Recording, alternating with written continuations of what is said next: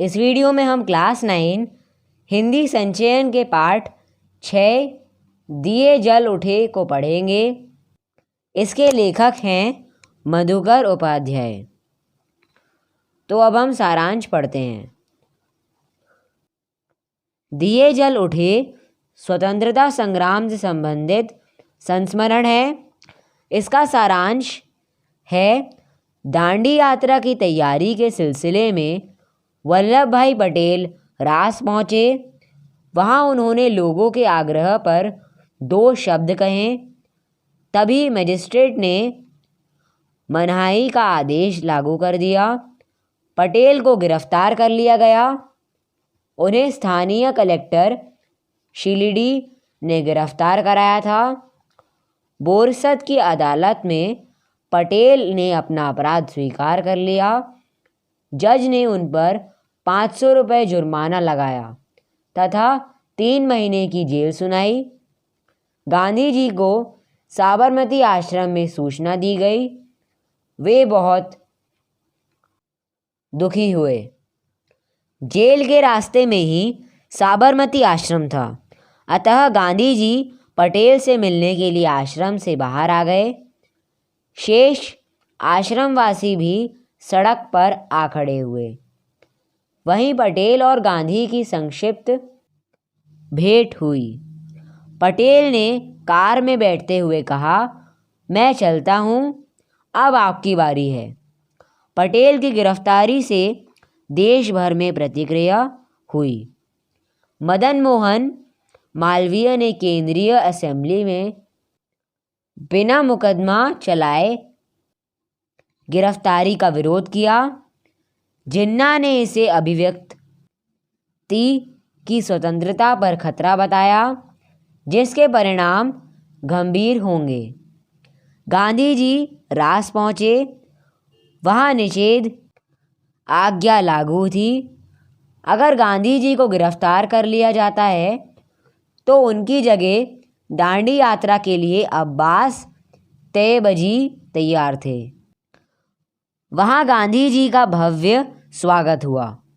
उन्होंने अपने भाषण में दरबार गोपाल दास और रविशंकर महाराज के त्याग की प्रशंसा की। 21 मार्च को साबरमती के तट पर अखिल भारतीय कांग्रेस कमेटी की बैठक होनी थी।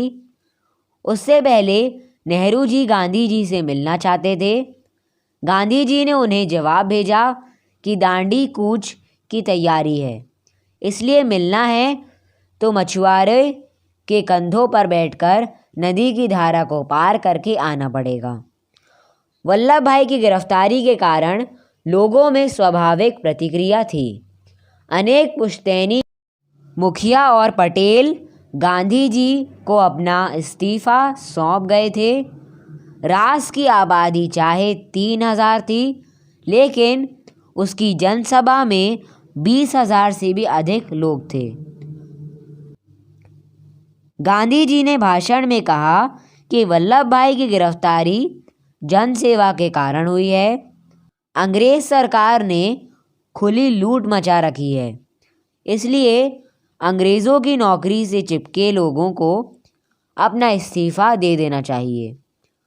उन्होंने सरकार को खुली चुनौती देते हुए कहा कि मैं राजद्रोही हूँ, मैं इसे अपना धर्म मानता हूँ। इसके लिए तो मुझे काला पानी या फांसी की सज़ा मिलनी चाहिए। सत्याग्रही रास से 6 बजे चले और 8 बजे कनकापुर पहुँचे।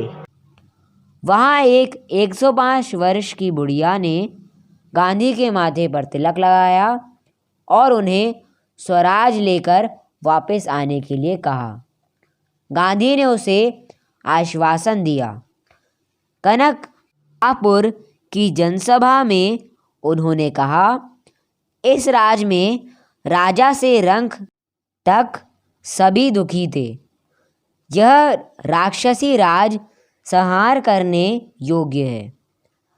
रास्ते में रेतीली सड़कें थीं। गांधी से आग्रह किया गया कि वे कार से यात्रा कर लें। उन्होंने कहा, धर्म यात्रा में जहाज, मोटर या बैलगाड़ी में बैठने वाले को धर्म का लाभ नहीं मिलता। रास्ते का कष्ट सहकर ही सच्ची यात्रा होती है। कुछ ब्रिटिश शासकों को लगता था कि गांधी और उनके सत्याग्रही मही नदी के किनारे अचानक नमक कानून तोड़ देंगे, इसलिए वहाँ से नमक के भंडार हटा दिए गए। कनकापुर के भाषण के बाद यात्रा समाप्त हो जानी चाहिए थी, लेकिन तय हुआ कि नदी को आधी रात के समय तब पार किया जाए जब नदी में समुद्र का पानी चढ़ जाए। अतः गांधी को रात के 10:30 बजे अंधेरे में दलदली ज़मीन पर चलना पड़ा। लोगों ने गांधी को कंधों पर उठाकर चलने की बात कही, किंतु वे बोले, यह धर्म यात्रा है, चलकर पूरी करूँगा। मही नदी के तट पर अंधेरे में भी मेला जैसा लगा हुआ था। भजन मंडलियाँ गीत गा रही थीं। डांडिया रास के निपुण दरबार गा रहे थे। देखो गांधी का डांडिया रास सरकार का नास, देखो विट्ठल का डांडिया रास। गांधी को नदी पार कराने की जिम्मेदारी रघुनाथ काका की थी। लोग उन्हें निषाद राज कहने लगे। उन्होंने नई नाव खरीदी। हजारों लोग नदी के तट पर दिए लेकर खड़े थे। वे सत्याग्रही का इंतज़ार कर रहे थे। रात 12 बजे महिसागर नदी के किनारे पर पानी चढ़ आया। गांधी घुटनों पानी में से होते हुए नाव पर बैठ गए। हजारों की भीड़ ने गांधी, पटेल और नेहरू की जय के नारे लगाए। नदी के दूसरे किनारे से भी आवाज़ें आ रही थीं। आगे फिर से 1.5 किलोमीटर पानी और कीचड़ था। गांधी इस कठिन रास्ते को पार करके 1 बजे उस पार पहुँचे। लोग अभी भी अन्य सत्याग्रहियों के इंतज़ार में दिए लिए खड़े हुए थे।